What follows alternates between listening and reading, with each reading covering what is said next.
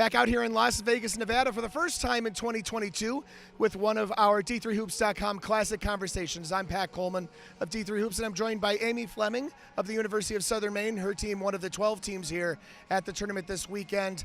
Kind of a tough loss here in your opening game. But let's talk just a little bit about, coming to Las Vegas, being here at the Classic. What's it been like for you guys so far in terms of like the whole, everything about Las Vegas? Honestly, for me, it was kind of a bit of a change. I didn't expect Las Vegas to be as dry as it is.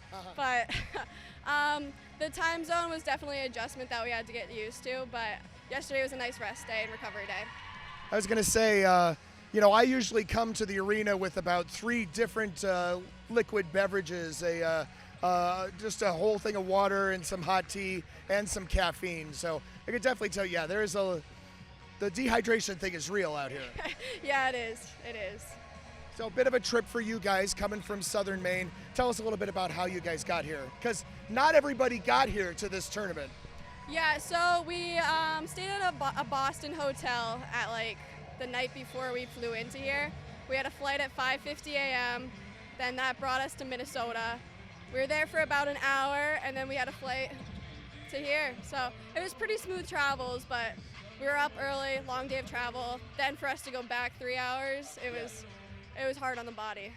Good point. So this game was played for you guys at 3 o'clock in the afternoon. That's probably not too big a deal, I would think. There was a lot of hullabaloo about women's basketball, especially in Las Vegas, about a month ago. Did you guys know this was going to be in an arena and not in a hotel ballroom? No, I fully expected it to be in a hotel ballroom, so this was a pleasant surprise. Right. Now this is the venue that the tournament has been in for all 12 years. That's why it's partially such a success. I want to talk to you as a marketing major about that sort of thing, about women's basketball, marketing women's basketball in general. I'm definitely putting you on the spot here, so I apologize. Sophomore/junior marketing major, put your marketing cap on for a second. How do we better promote the Division III game? How do we better promote Division III women's basketball so that teams are not going into situations where they might be playing in a middle school or a YMCA or a ballroom or something like that? I think probably just more media coverage on it. I feel like a lot of time, especially D3 women's, we get lost in the back, but just more media coverage, that type of stuff.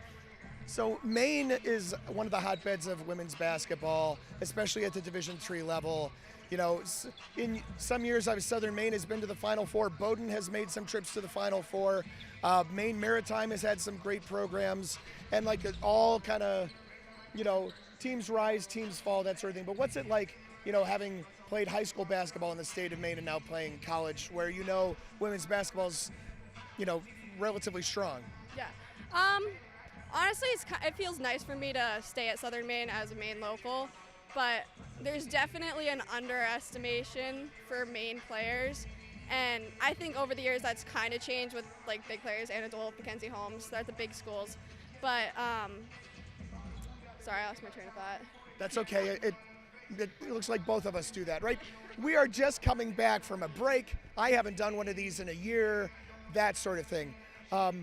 I know that Dave McHugh, our colleague, dropped Ashley Marble's name on you, and as he said that, Ashley Marble to these year's players is she's got to have played it about 20 years ago at this point. Yeah, that's when they went on their big run, but the name definitely sounds familiar. Yeah, this is how long we've been doing this.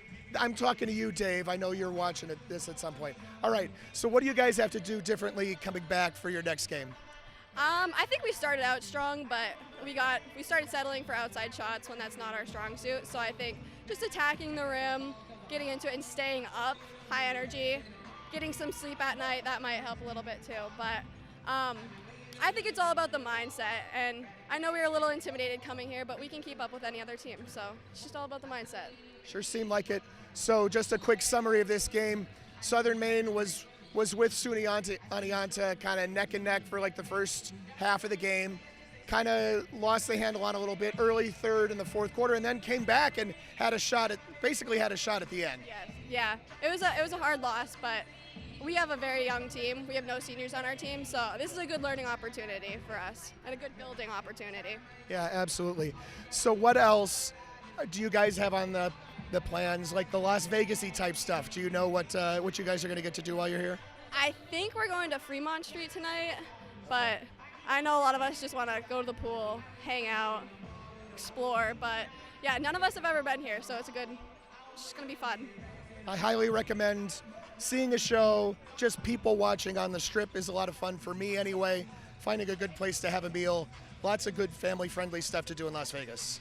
I'm looking forward to it. Glad to be here. It's Amy Fleming, sophomore/junior at University of Southern Maine. Her team is here at the 2022 D3Hoops.com Classic.